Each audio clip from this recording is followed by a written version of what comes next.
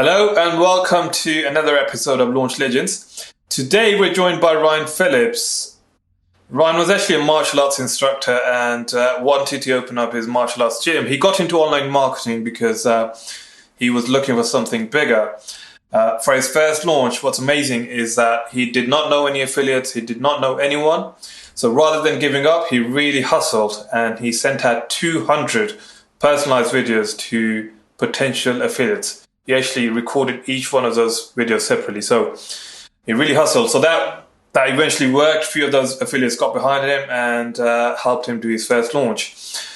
All of that hard work paid off. His main product called Interactor recently did $300,000 in revenue. On top of that, they heavily use paid ads to bring in new customers. You don't want to miss his interview because Ryan really goes deep into his revenue stats, his profit margins, and how much he's spending on ads. And he shares a lot more value. Before we watch the interview, please, if you're watching this on YouTube, please hit the subscribe button. And if you are listening to this on a podcast, please subscribe, rate, and review. Hey, Ryan. Good to have you on the show. So could you tell me, how did you first get into online marketing? Yeah, sure. So my kind of background is I was a martial arts instructor. Since I was 8 years old, I kind of threw myself into martial arts, and in my head, the only thing that I was ever going to do and ever going to be was a martial arts school owner. Okay. And I got, really into it. I used to compete, do all of that stuff in the younger years. And basically all of the instructors, we was part of like a franchise group. So we had martial arts school in my hometown, then the next city and the next city. So there was, several instructors. I was like a junior instructor. I wasn't a partner in the business. I was just getting paid to teach the classes. Loved it. All good. And every year we'd all come together at Christmas, do something fun in the day, like go go-karting or go paintballing. Would go Frankie and Benny's, which is a restaurant in the UK, in the evening. Then all the older partners, they would all kind of, go home, and us younger lads would, go out, get pissed, and, have a good Christmas. That was the Christmas do. So this one year, we were always into personal growth, personal development. And our USP of the martial arts school was, instead of teaching you to be a black belt in just martial arts, it was to be a black belt in life. Okay. And that was our whole thing. So we would do a lot of personal development, learning, and then implement it into the classes, especially with the kids. Okay. And this one Christmas, the team decided to have a life coaching session with a coach, a lady called Ina, because she was coaching our master instructor, Master Jepson. And on our Monday morning meetings, what Master Jepson would do is he would share some of the things that he had been learning, and we were digging it. Like, we thought, oh, that's cool. So it was like, let's have a session with this life coach. So we have this session, half a day with this life coach, Ina. One of the things that we did was find out what our internal value structure is. Okay. Now, I was 26, 27 at the time, I think. I'm 34 now. So it was a while ago. And what happened was we basically found out what our internal values are. Mine were completely different to what I thought they were. As a young man, I thought that my values were, respect, power, money, all of this kind of crap. Turns out that my internal value structure was adventure, excitement, growth, contribution, and then so on and so on. Okay. So as part of this, Ina, the lady, because I partnered up with her, she said, right, everyone pair up. So I ran straight to the front. Can I pair up with you? I'm always, that guy. And she said, based on your internal values, I don't think running a martial arts school is the best choice for you. Because at the time, I was negotiating rent and rates on like a building to have my own martial arts school where I'd be in partnership with my master instructor. Okay. And she said she predicts one of two things will happen. Either, number one, you'll end up self-sabotaging later on down the line. Okay. But she said number two, which she thinks will be more of a likely outcome, would be you would have a successful martial arts school, but you'd be unfulfilled and unhappy, and you might not understand why. And she says it's because you're not hitting your internal values. So I thought, okay, she said that. everyone has an opinion, and I like to hear everyone's opinion, but then select the advice that I take from that. Mm-hmm. So I was back testing it. I thought, okay, so my instructor, Master Jepson, what he would always do is he'd always say, right, Ryan, you're a great instructor. Stop messing around doing these shows and traveling and doing these competitions. Let's open a school and let's make some money. Okay. That's what he would always say to me. Now, being older and looking back, having more experience in business, I know the reason he said it was because he got 50% of any money that would generate by doing nothing. So no wonder he wanted me to do that. Right. But I would always say no. Okay. I was happy, traveling the world, competing. I was 9 times national, 3 times world champion. I'd literally traveled the whole world with martial arts. And the reason why, looking back, was because of my values of adventure, excitement, etc., etc. If my values would have been money, success, respect, power, and then adventure and excitement would be, 4, 5, and 6 on the list. Yeah. When John would say to me, hey, let's open a school, let's make some money, I would have gone, yeah, let's do it. But because my values were adventure and excitement over money, success, etc., when it was the choice between making a lot of money, running a successful martial arts business versus traveling the world, having fun, doing all of these shows and competitions, that's the reason I chose that. So it made total sense to me. Okay. So I'm stopping you there. So let's go back a little bit. What kind of exercises that made you do to come to a point where you realized your values? That's very interesting, actually. Because most people... Real simple. Okay. All it was, we had a blank piece of paper with loads of just words on there. Words like family, friends, love, connection, significance, adventure, excitement, money, health, all of these different words. Okay. So the first exercise was just to circle any words that resonated with you. So out of the 200 words on the thing, you probably ended up with 50 circles. Okay. Then you had to go through the 50 words you circled and drill it down to 10. Do you value money over love? No, love resonates more. So, okay, love goes at the top. So you have this list of 10. Then it was to put the list of 10 in order, and your partner's helping you, talking you through it. And then you've got this list of, holy crap, I actually value, because how many people don't step back and look at, especially when starting a business, they don't look back and go, number one, what's the goal of the business? Mm-hmm. Number two, how does that go in line with my own personal goals as the founder of the company? Do I want to build a company to sell? Am I prepared to put the time and energy in? Or do I just want a lifestyle business because my values are X, Y, and Z?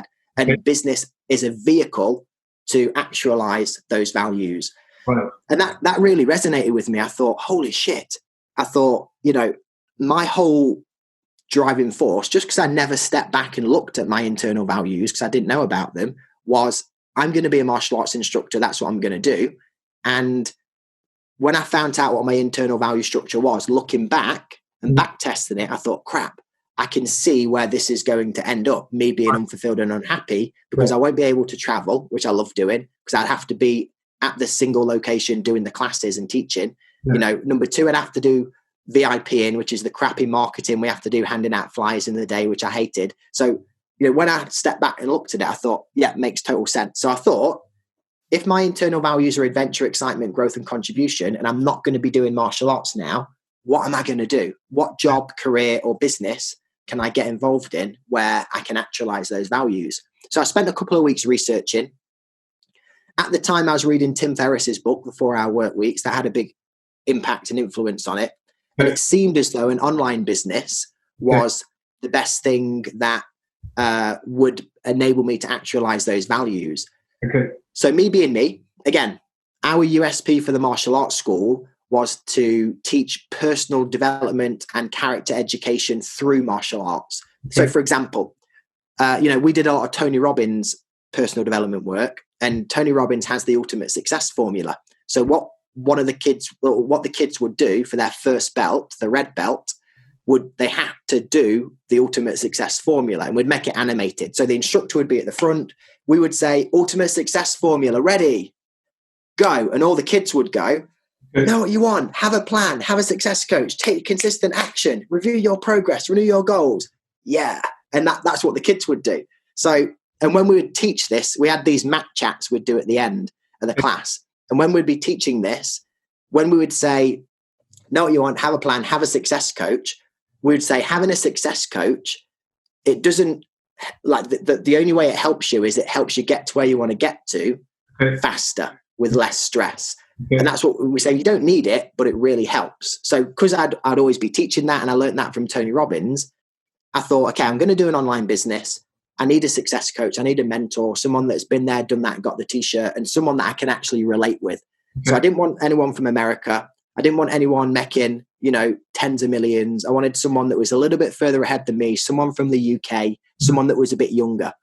So there was 3 people I whittled it down to after doing a couple of weeks of research. There was this one guy who had a blog called Income Diary. Can't remember his name.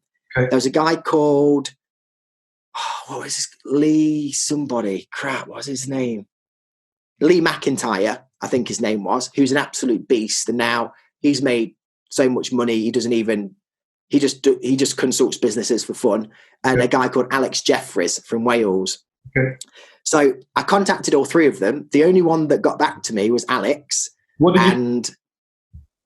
that? What did you say to them when you contacted them? I just said, okay, I want to be mentored by you. Do you have like a program? I'm happy to pay. I just want to learn how to build an online business. So Alex Jeffries was just about to launch a program because he had a few coaching students, but he said, we're redoing the program. It's not open. Sorry. So I like, if I want something, you go and get it. That's how I've always been. So I thought, well, I'm not taking that. Like I can see the bone now. I just need to grab the damn thing. So I messaged him back saying like, right, this is where I'm at. This is what I'm prepared to do. This is my finances. This is all the money that I've got in my savings. I'm happy. And it wasn't enough to join his coaching program, but I sent him the screenshots. I basically said, I want to go all in on this. I want to pay you this. I want to transfer it to you right now. It's all the money I've got in the world, but I'm serious. So he must have just thought, like, he either thought this kid is serious, I'm going to take him on, or I don't give a shit about him, but I just want his $3,500 that he's going to send me. One of the two. So I sent him the $3,500, join his coaching program. We set our goals. And that's where I started. My goal was to make money within the first 30 days to replace my full-time income in 12 months. And that they were my goals. Obviously 12 months later, I was broke, had no money, wasn't making any money, but I was committed to, achieving the goal that I set. And that's exactly how I started. Okay. So let's talk about the period where you went from, getting onto the coaching program till the 12 months where you were not making money. What happened? Yeah. So another thing that I didn't know at the time is that there's, dozens of different types of online business models. I just thought you create an online business, it's one thing, and this guy's going to show me how to do it. I didn't know that there was affiliate marketing, Amazon FBA, e-commerce, Shopify, SaaS. I didn't know about any of this stuff. So he was creating and launching information products. And then what he would do after launching the information product, so he'd do that as kind of like his front end customer acquisition strategy. And then he would sell his coaching program on the back end. That's where all of his profit would come. So I looked at that and thought, I need to create and launch a product. So I was looking at a few different areas. There was like, I know about martial arts and I know about running a martial arts business, because we kind of took martial arts from a cottage industry, people paying £3.50 a class, to we introduced first people in the UK to introduce direct debits and make people pay, first people to have like an actual upgrade program where we would upgrade them to pay in full for 3 years to black belt in the first 30 days. So we'd get, big upfront payment, get the commitment. We really ran it as a business first. And we saw teaching martial arts as the benefit of enrolling people into a martial arts program. Whereas a lot of martial artists at the time, they thought they was in the business of teaching martial arts, whereas we knew we was in the business of selling martial arts programs. So I thought maybe there's something I could sell in the martial arts arena that would teach these people that were full-time martial arts instructors, at leisure centers, not making any money, how to actually run their business better. And then the other thing I was like, I was losing weight at the time. So I was doing a diet. I was in the best shape of my life. And a few of my friends, because I'd share my progress on Facebook, were saying, Ryan, what are you doing? And I said, I'm just following Tim Ferriss's book, The 4-Hour Body. So he does this thing called the slow carb diet. And I bought it for a few friends, sent it them. Next time I spoke to them, how are you getting on? Like, did you read the book? They're like, no, it was like that thick. I thought, I'm not reading that. So I thought, you dickhead. Sorry, but that's what I thought. So I thought, hey, there's a bit of a gap in the market here. There's demand for people that want to lose weight. People aren't willing to go through all the research and read the big book that I read. So maybe I can make, a quick and dirty version of it. So that's what I did. So I created a blog called Fat Loss Haven. I created a free thing to give away, which was, I think it was how to lose weight in 7 days or something. Did that. Was that an ebook? Course, a video course? It was an ebook. Okay. No, it wasn't an ebook. It was just an email. It was a 7-day email, like autoresponder series. Right. So at that time, I didn't even know how to create an ebook. So I created that, built my list just by sharing that information on Facebook. Hey, I've got this blog. Here's how I'm doing this. I'm launching an ebook that I'm going to give away for free that teaches you how I've done X, Y, and Z, how I've lost the weight I've lost. Okay. And that's what I did. And I was in that market, the health and fitness market, for a while. I was making a bit of money. I was generating traffic with Facebook ads. Okay. And I would drive Facebook ad traffic to my opt-in page. And on the opt-in page, the hook was, what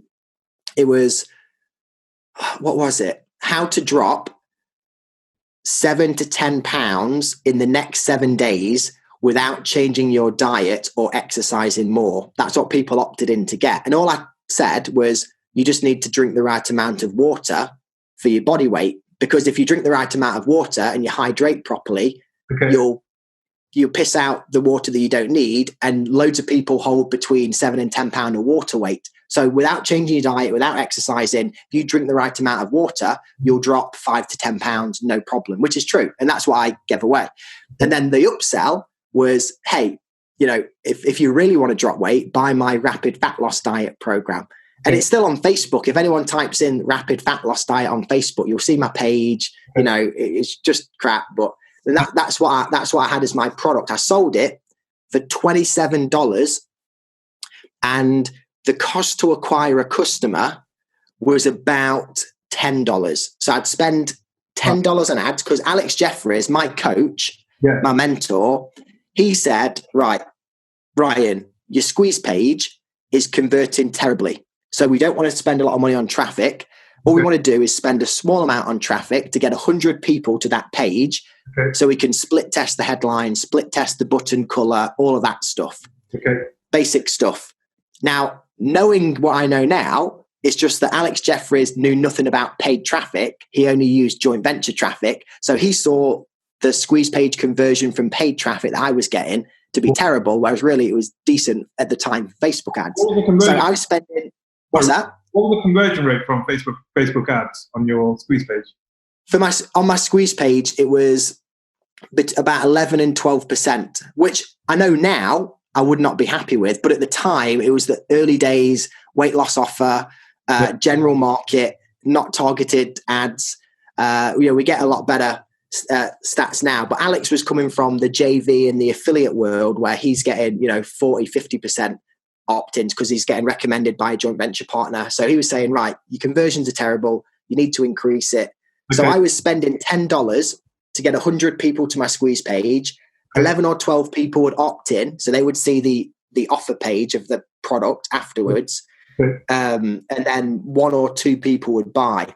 So I would spend, let's say, $10 to make a $27 sale. So I'd make $17 in profit. So I thought, amazing. I've hit the big time. All I need to do now is, instead of spending $10 a day on ads, I'll just spend $100. And instead of making $17 profit, I'll make $170 profit. That's my full-time income. Then I can just not do any more work. I can just train all day and travel. Happy days.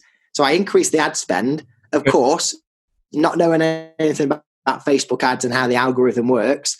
I'd increase the ad spend and it wouldn't increase the sales. And I was like, right, screw this. This sucks. I'm not going to sell a low ticket ebook anymore. Instead, I'm going to sell a $2,000 coaching program on how to lose weight. And I'm just going to work with a few people. I'm going to sell it for loads of money. So I only have to do one sale a month and I can forget about this Facebook ad crap. So that was my big plan. So what I actually did is I thought if I'm going to sell something for $2,000, I need to position myself as an expert, and I'm not. So I need to create some good videos on my blog to make me look like I know what I'm talking about. That's what I thought. This was years ago. I couldn't afford a video camera, so I just had my crappy iPhone 4 or whatever it was at the time. Made these videos on my iPhone. Now my accountability partner, Nick Farina, at the time, we had a call once a week. We'd share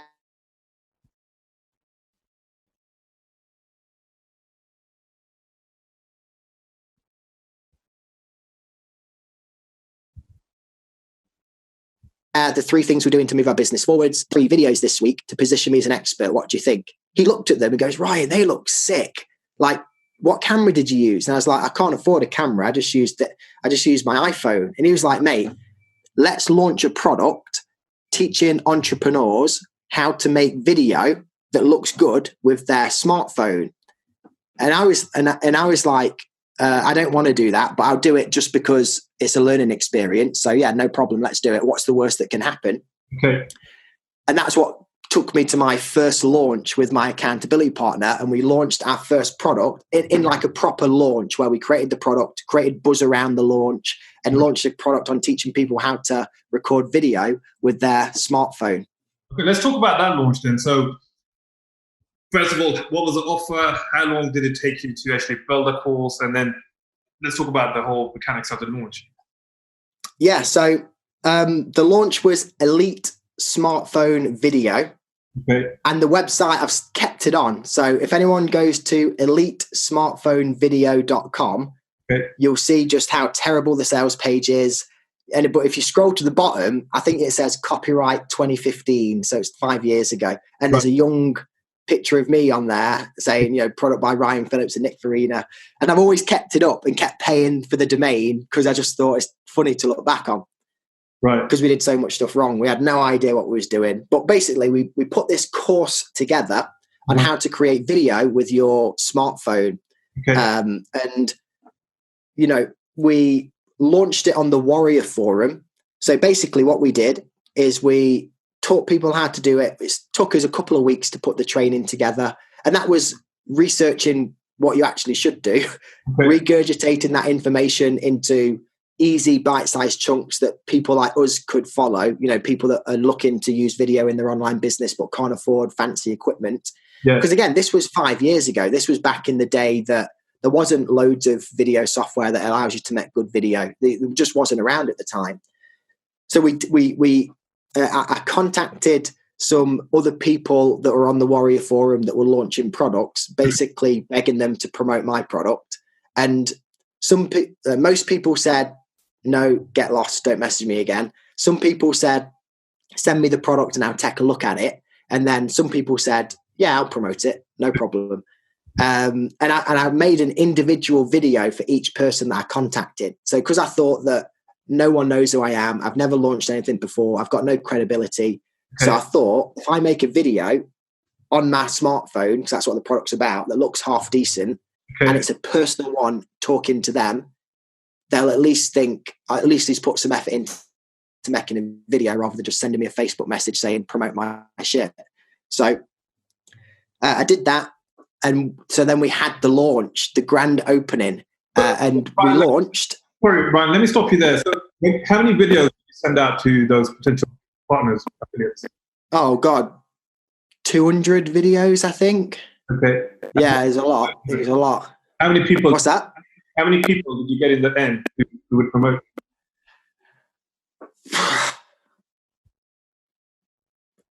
Probably 10 or 20 people, I'd say.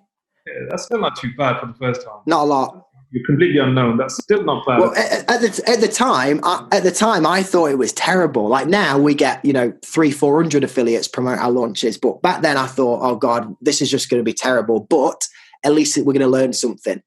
So we launched the thing, and we launched it over, I think it was a 5-day period, and at the end of the 5 days, we made $8,500. So I'm like, this is the most money I've ever made in my life. This is amazing. Now, of course, that $8,500, 50% of that went to the affiliates and the JV partners. So that left us, let's say, with $4,000. Yeah. Then me and Nick split the rest of the profit, so we had $2,000 each. But still, that was the most money I've ever made in my life. I was like, customer list.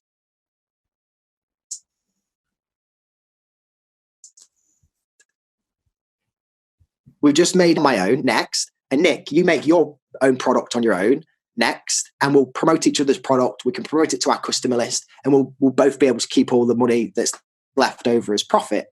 Right. And then, I went on to create my next product that I launched. Nick never ended up completing his next product. Okay. And then, that's how the kind of path of us went. But that was the very first launch that I did. Yeah. Well, let's talk about the numbers. You made $8,500. How many customers did you get? I think I got 300 and something. I did like 360 something customers. Got it. Let's talk about now your most successful launch, any other launch that's done really well, and what did you do different where you could have done in your first launch? Yeah, so our most recent launch, which was last month, was a launch of a software I kind of, with Elite Smartphone Video, the quality product that it was, I started creating some information products all centered around video, because that's all my list. Okay. And all the JV partners that I was connecting with were all selling video stuff. Okay. How to script sales videos, how to create slideshow video software. The reason I was creating video software was not because I was passionate about video. It was just because our customers were all video. That's why we created the products to fulfill that need. And so now we just do video software. Got it. So our last launch was last month.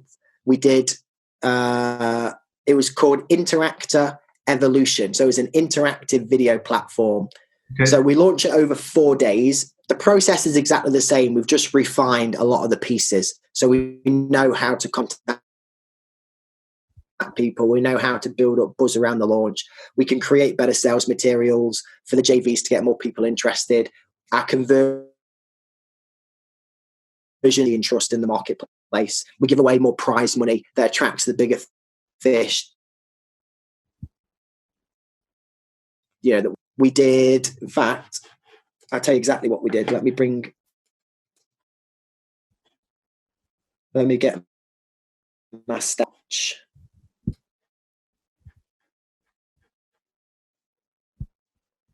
So we did $344,917. So let's say $340K in the launch. Okay.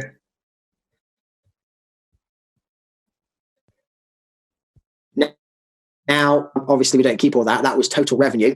So the money that comes off that, 50% gets paid to JV affiliates and joint venture partners on board to promote our launch. And all of our JV partners, they're just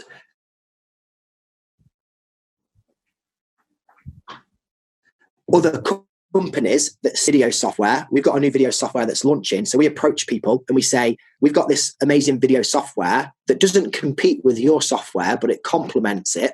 Right. And if you recommend it to your customers, they're going to love it because you recommended a great product to them.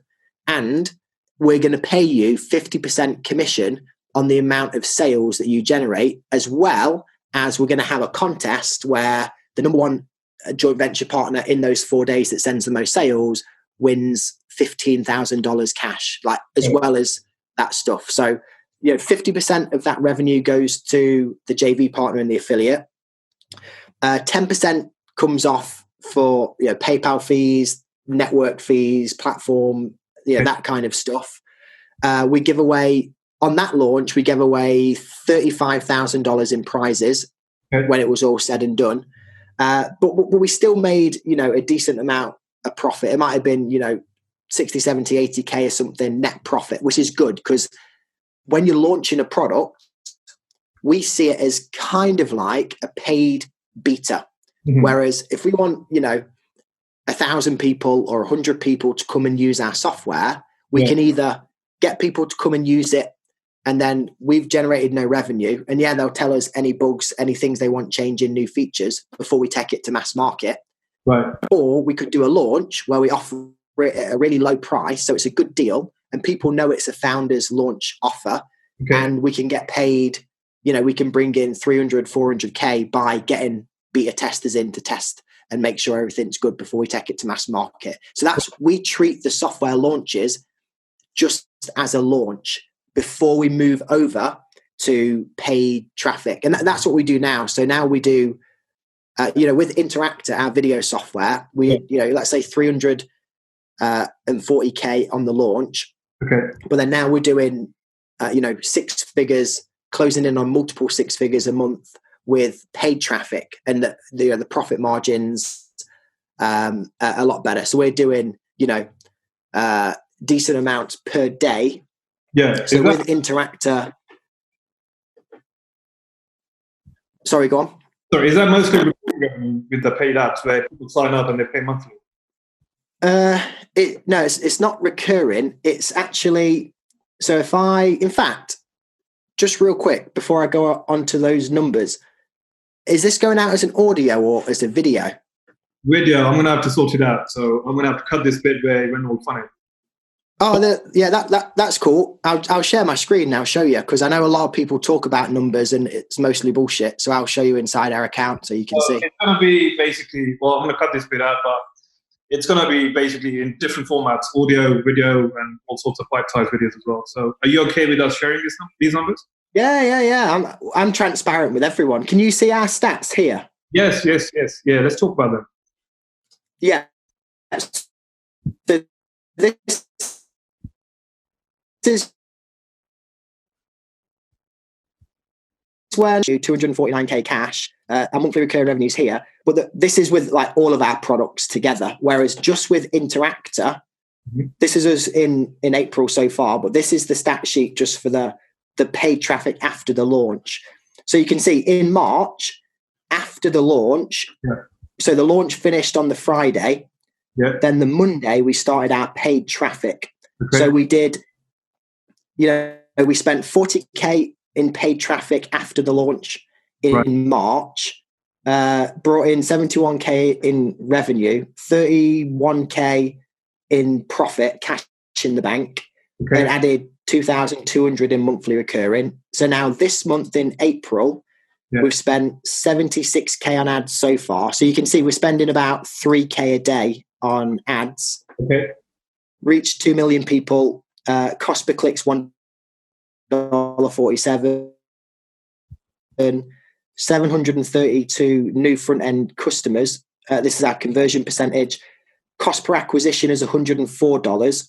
Right. Our revenue is $115,000. So with paid traffic for the guys listening, after the launch, because the launch is important, but it's just to start your business. What you need to do after that is continue sales with paid traffic. Now, how we do it is the cost per acquisition has to be lower than the average cart value. So you can see here, our cost per acquisition is $104. It costs us $104 to get a new user. Now, our average cart value, because we have 2 optional upgrades, our front end product's $77. So if someone just bought our front end for $77, but it costs us $104 to get that sale, we'd be losing money. So we have a pro version, which is our first upsell that converts at 59%. Then we have our OTO2, which converts at 17%. This is the recurring. So it's either $47 a month or $297 a year. That increases our average cart value. So anyone that purchases through our Facebook ads, it costs us $104 to get that customer, but we make $158. So that's why we've spent 76K on ads Okay. Did 115k revenue so far this month with this one campaign. Okay. Our profit and loss, we have a 39k net profit. So we're getting paid $40,000 cash in the bank to acquire these customers. But like you said, the monthly recurring revenue is what we want to build. Okay. So we're at 3,995. So let's say $4,000 has been added to the monthly recurring revenue, and we've been paid 40k to get that monthly added on here. And the good thing is these numbers, spending 3 or 4k on ads a day, making back 7k a day revenue. So like yesterday, we made $4,000 cash in the bank, $3,000, $3,500 a day before. All of this is net profit. Right. The good thing about this is after the launch, when you continue with paid traffic, you're just getting paid to grow your monthly recurring revenue. And again, of course, I'm sharing our internal stat sheet, but if I go to paid Kickstart, again, and the only reason I'm doing this is because I know a lot of people talk crap and they just make numbers up, but you'll be able to see if I go to, let's say, this month, and not our sales from this, but just our Interactor Evolution. So this is our paid traffic sales for this month. You can see we've done $133,739 in revenue, $120,000 in net.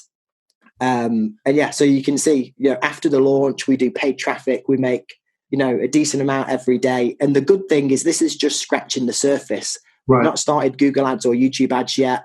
Our targeting on Facebook ads for selling this software is, very, very tip of the iceberg. Like, we're actually waiting to get more support staff on before we actually scale the ads up.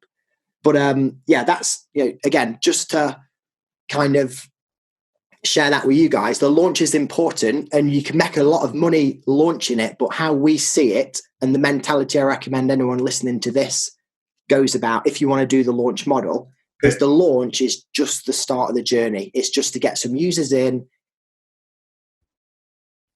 You can look at it as a paid beta. You can help those customers, you profit, and also grow if you're doing software, grow your monthly, which we're kind of really honing in on and mastering now. It's great to do a launch to get the initial kind of funding in. You don't have to take money from anyone, give away any equity. You can generate that yourself with a launch, and also give yourself some pocket money to put into paid ads. And if you can get the paid ads to work, as I just showed you guys, if you're doing 6 figures, soon we'll be doing multiple 6 figures in the next couple of months when we scale, and it's adding several $1,000s a month to your monthly recurring, you're in a strong position. One question, that's great. Why paid ads versus content, SEO long term?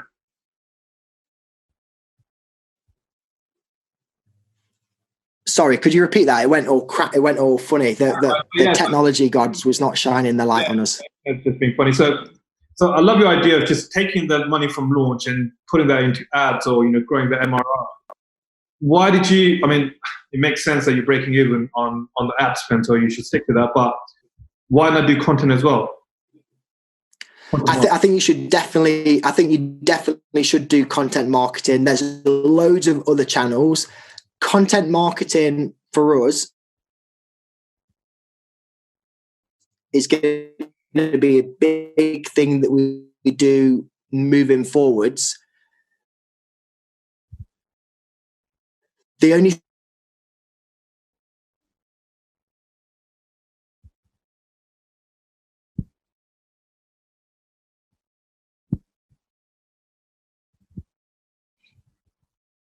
thing that we found is that you have to have one focus, because like our funnel has to be, if we can increase our average cart value and decrease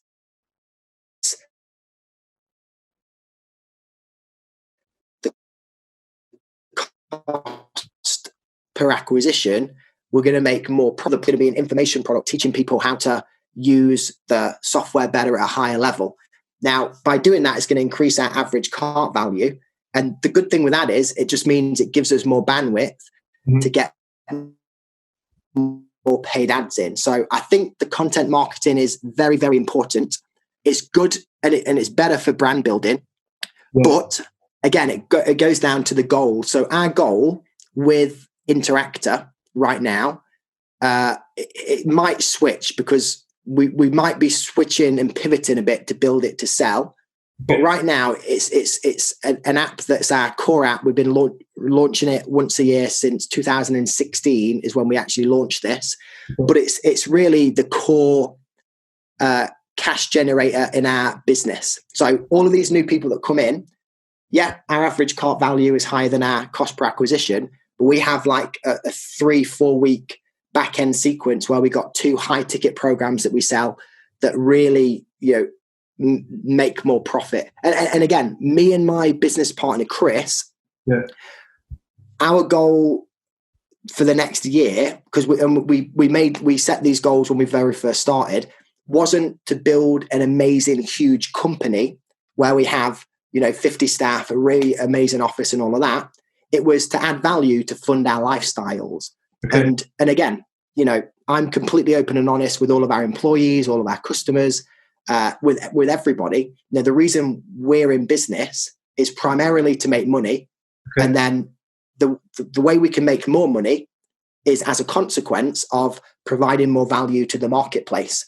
And I think a lot of people, a lot of founders, they have this narrative that they run with that I don't think is completely honest, where we just want to add value and make the best product and all this. Well, no, you don't. Because if you did, you'd give away your services for free. And you don't do that because you want to make money, or you want to be a big dog founder on the cover of the magazine and sell your company for 20 million. Like, let's just be honest to start with in the relationship kind of thing. And I'm always really honest like that because I think it's the best way. So for us, the reason why we're focusing on paid traffic rather than the content is 2 reasons. One, we can get results faster that way. Okay. And we can generate more profit because we can get more people in the front door that we can sell out other programs to.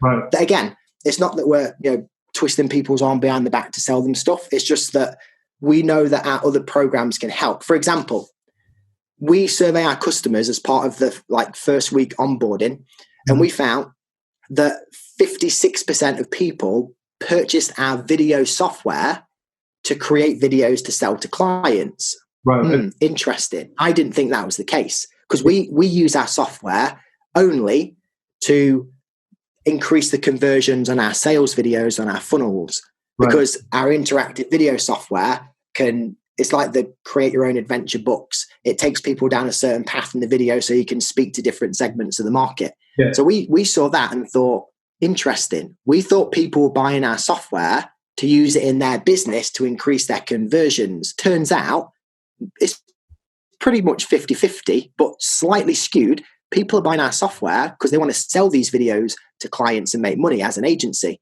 Okay. So one of our high ticket programs that we sell for, depending on what level you come in at, between $3,000 and $5,000, is a program called the Agency Accelerator, which is a 6-week coaching program that teaches people how to set up and run an agency selling services to local businesses. And we've had huge, so many testimonials from it, because the coach for that program, Phil Naylor, he's got a $30,000 a month agency. He knows it like the back of his hand. We can teach you, if you want to sell something to local businesses, we can teach you how to do it, how to set up as recurring, how to acquire clients, how to invoice them. We have it mapped out. So again, for us, it's not twisting people's arm so we can make more profit. It's, if most people are buying our software to sell it to customers as an agency, hey, we've got a program that is very, it's not super expensive, 3 to 5K, it's high ticket price, but the results that we get people, we've had people build multiple 6-figure agencies through going through that program. They get weekly coaching calls, they get all the material that we've created, so they don't need to create the invoices, the websites, they don't have, all that's done for them. And we found that by adding more value, we can increase the amount of money that we make, which allows us to put it back into paid traffic. And when we have this machine, it allows us to work on other things faster. We've just hired new support staff. This whole week, our only focus as a company has been on the customer experience? How can we get people results faster? How can we make the app easier to use? And by doing the paid traffic route, it gives us more money up front that we can put into these other areas. And that's the reason why we do it that way. And then the other reason, again, being completely honest, because I think honesty is the best policy, is we model a lot of our stuff on Russell Brunson and ClickFunnels, because Russell Brunson bootstrapped ClickFunnels like now it's $1 billion company or whatever. And what he does is he has his software as the recurring piece, and he uses information products and coaching programs to add more value, to make more money, to be able to acquire more customers, to use the software to increase the monthly recurring revenue in the user base so we can sell it for a higher price, or just so the company's valued more. So we we see that they've been really successful at doing that. So we if they're successful doing that, if we implement that and we can add more value and make more money, let's try it that way. So that's the only reason we're doing paid traffic over content marketing. But I think content marketing is great. I think that when we increase our team, we'll definitely add it in. Great. Ryan, that was great. Thank you very much. So before you go, one last question. So who taught you the most? Your biggest mentor, the biggest guy who gave you the inspiration and really taught you the ropes? Oh God, what a good question. In what area? Business, personal growth, overall? Overall.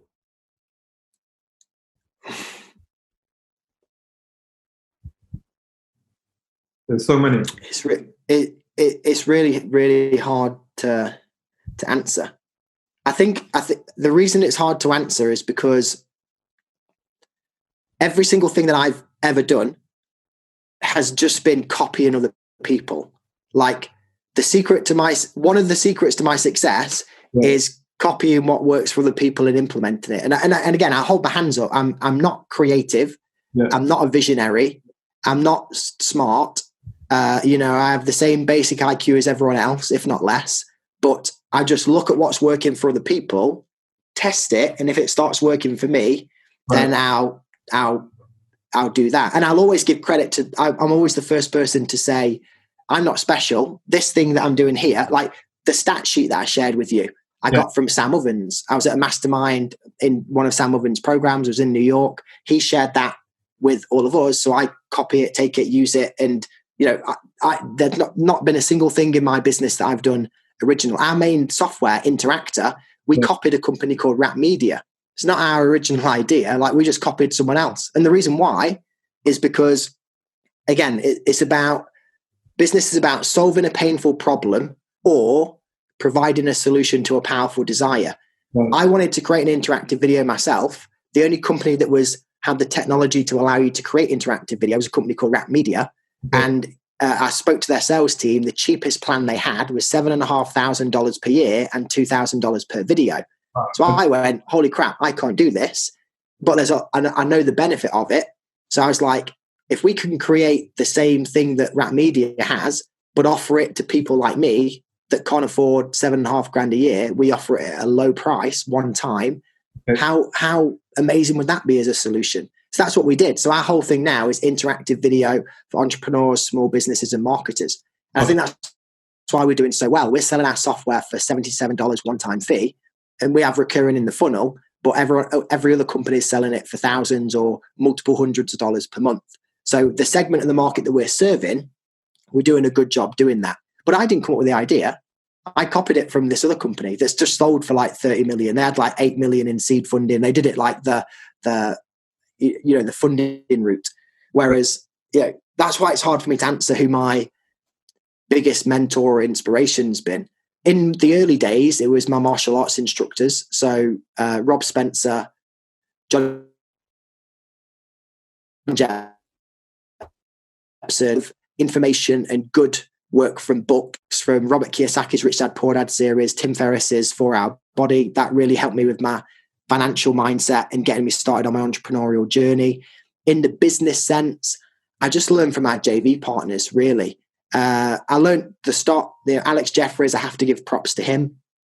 Then all the rest is just looking at what our JV partners are doing well, better than us, copying them, not straight copying, but just, they're doing paid ads and they're doing, they're doing a video ad for cold outreach, but then retargeting people with image ads with long form copy because they're saying that converts better. Okay, well, let's copy that. Let's create a video for our cold outreach for cold traffic.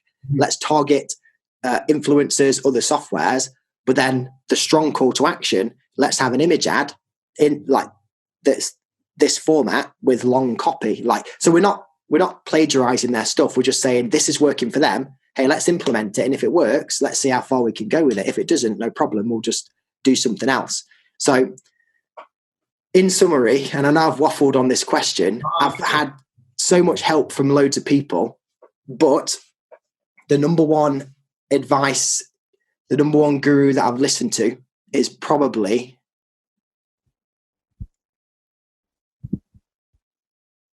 my mate James, who lives in Sheffield, who I was telling you about. Like the guy who's got the property portfolio, he's financially free. Right. If I could model success on anyone, it would be him and his lifestyle. He's my mate from Sheffield. So I know that doesn't really help people to go searching for information or podcasts or books, but yeah, I just look at what my friends are doing, see what's working well for them, network as best I can in the environment that I'm in, see what's working, and implement it. And that's not the most exciting answer, but it's worked well for us. Maybe a good thing to say for people to learn from that are listening to this is, you don't need to go and seek out the people that have done all these crazy things. If you just look at your very small network, what's working, who are your competitors, who are your JV partners, who are the other suppliers in the market, what are they doing that's working well? Are there any relationships that I can build with them?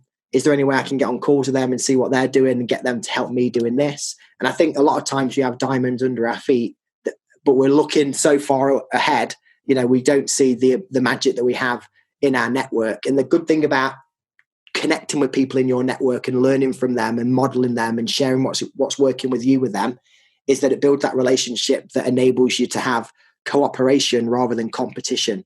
And for us, it's enabled a lot more business, especially with launches, getting our other, video software companies that are in the same market as us that want to sell their product to the same customers as us. By working and networking and learning from those guys and sharing with those guys, it's only helped us to make more money. So that's probably, from that big, long, horrible, waffling answer, probably the best piece of advice you could get from that was that. And I hope that does help. Okay, Ryan, thank you very much. That was very helpful and loved the interview. Thank you very much and speak to you soon. Thank you.